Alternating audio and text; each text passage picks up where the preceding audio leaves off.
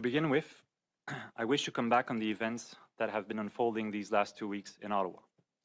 First off, I, like my colleagues, wholeheartedly condemn the kind of hideous acts and symbols that we've seen on display by some demonstrators.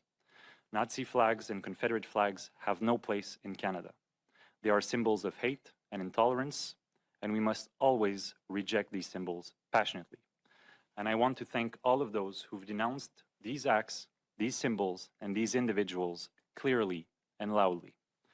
I also wish to denounce the far-right groups that we have seen in these protests. I've myself received over the years my fair share of threats from far-right extremists, and I have absolutely no sympathy for them. I profoundly despise what they stand for. With regards to the occupation of Ottawa's downtown core, it's time it stops. It's time for truckers to leave and let the local population get their neighborhood back and get their quality of life back, free of fear and free of harassment. No one wants this to escalate, and protesters should now show some goodwill, like we've seen this Saturday in my hometown of Quebec City. I suggest they relocate somewhere else, somewhere appropriate for the residents and for the city of Ottawa. They could organize shuttles should they wish to come demonstrate peacefully before Parliament Hill. Such is their right.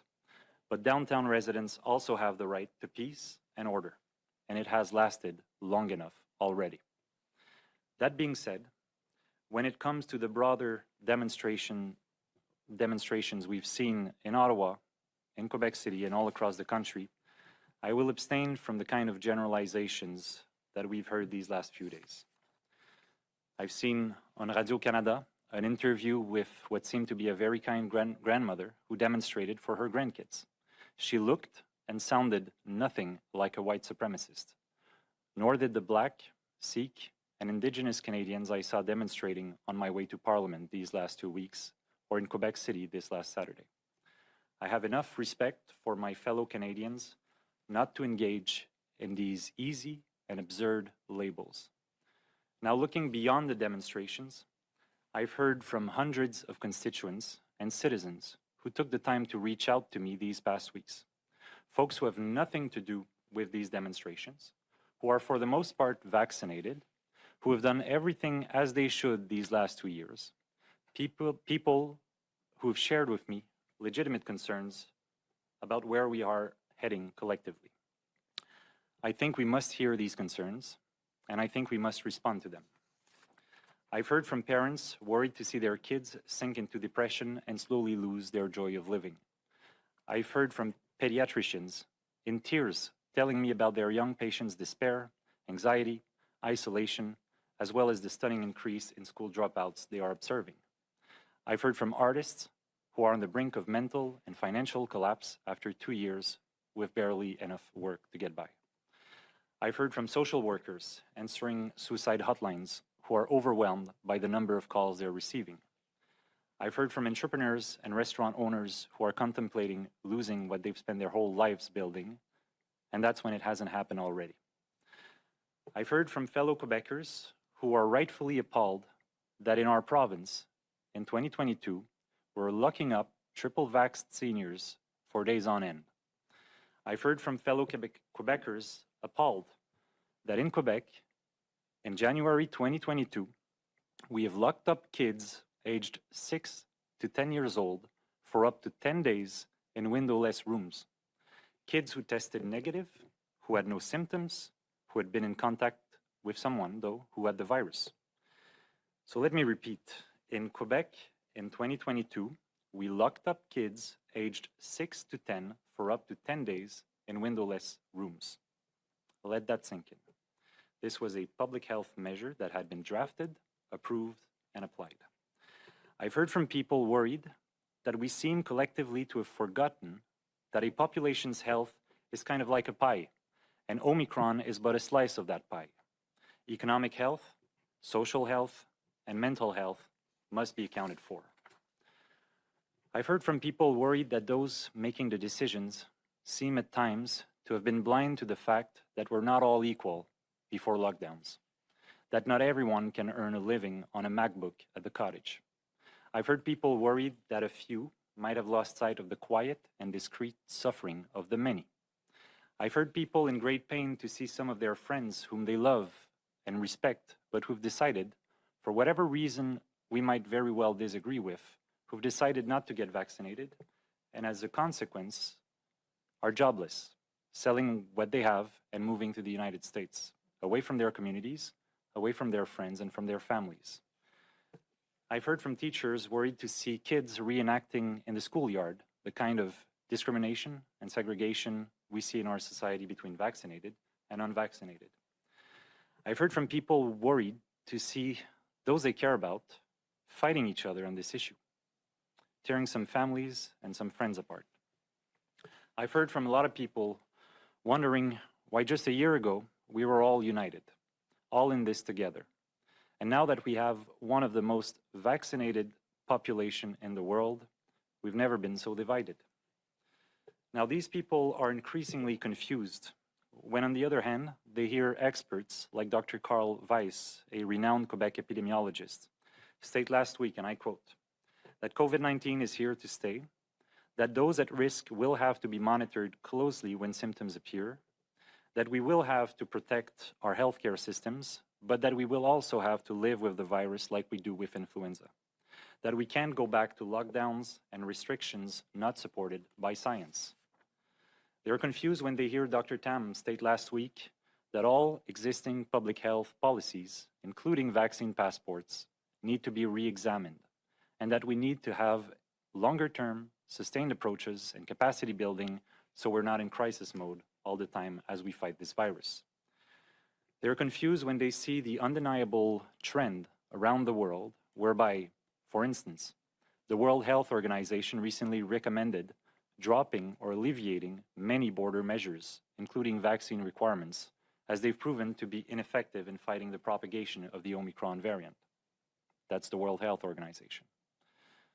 They're confused when they see countries around the world like Ireland, Sweden, Norway, Switzerland, the Czech Republic, Israel, Denmark, Spain, and the UK, who have either dropped almost all restrictions or are fast moving in that direction. All countries, I note, with lower vaccination rates than us. Now, while folks are hearing and seeing all of this, they're left rightfully wondering, where the hell are we heading here in Canada? I think there lies the frustration. They feel there is no appetite from our government to adapt so as to reflect the changing data and the changing reality of the pandemic and of the world. They're worried that measures which ought to be exceptional and limited in time are being normalized with no end in sight, like vaccine passports, mandates, and requirements for travelers. They're worried because they feel it is becoming harder and harder to know where public health stops and where politics begins. Now, I firmly believe governments would do well not to dismiss these legitimate concerns and not to demonize those who voice them. To the contrary, I believe these concerns need to be addressed head-on, and here are some ways I humbly submit we could go about it. First, I believe the government should provide quickly a roadmap with clear and measurable targets to lift all restrictions within its purview. To be clear, I do not necessarily believe that all measures should be lifted immediately, but I do believe that we must have a clear and measurable benchmark for when measures will be lifted. For instance, at what point can we lift restrictions while respecting the capacity of the province's healthcare systems? Second, I believe that if more and more Canadians find it hard to comply with the restrictions, it's not because they lack solidarity. It's because increasingly Canadians don't understand the measures, and they don't understand them because governments no longer care to explain them. It's a lot easier to comply when you understand, particularly when these restrictions impact your day-to-day life. The vaccine requirement for truckers, to me, is a good example. And if we forget about the demonstrations and we forget about the convoy for just a second and look at that policy for what it is. This is a policy that now goes against the World Health Organization's recommendation, and for which no epidemiological studies and projections have been provided. Meanwhile, the industry is clear. When this measure took effect, the price of transport for fresh products from the United States went up by 15 to 20% on average. Now, I understand there are many factors contributing to inflation, but inflation happens over time, not overnight. This is not a small consequence, given that Canadians are already facing the highest inflation in 30 years. And unfortunately, it affects more the most vulnerable amongst us. The impact is not the same if you make $200,000 or $300,000 a year versus if you make 15 to 20 bucks an hour. At least if the benefits were clearly explained with data and projections, not with talking points, it could make the burden more bearable. I've been looking for this data for weeks, but to no avail. This leads me to humbly suggest that the government should systematically publish the epidemiological projections and the scientific analysis underpinning the measures it imposes going forward. Third, to echo the comments I quoted earlier by Dr. Tam, we need to be building our capacity right now to face the next waves. As such, I believe the government should start negotiating the Canada health transfers with provinces without delays. The government's position is quite frankly hard to understand. On the one hand, we say that we will not be negotiating the transfer before the pandemic ends. And on the other hand, we say that the pandemic will last for years. If we want to be able to truly live with the virus without resorting to the violence of lockdowns, these discussions cannot wait. There's no doubt that provinces have a lot to do to improve their healthcare systems and to gain in efficiency, but the federal government also has its role to play. At last, I think it's time to stop dividing Canadians, to stop pitting one part of the population against another. I can't help but notice with regret that both the tone and the policies of my government changed drastically on the eve and during the last election campaign. From a positive and unifying approach, a decision was made to wedge, to divide, and to stigmatize. I fear that this politicization of the pandemic risks undermining the public's trust in our public health institutions. This is not a risk we ought to be taking lightly. In this last year, Canada has reached one of the highest levels of vaccination in the world.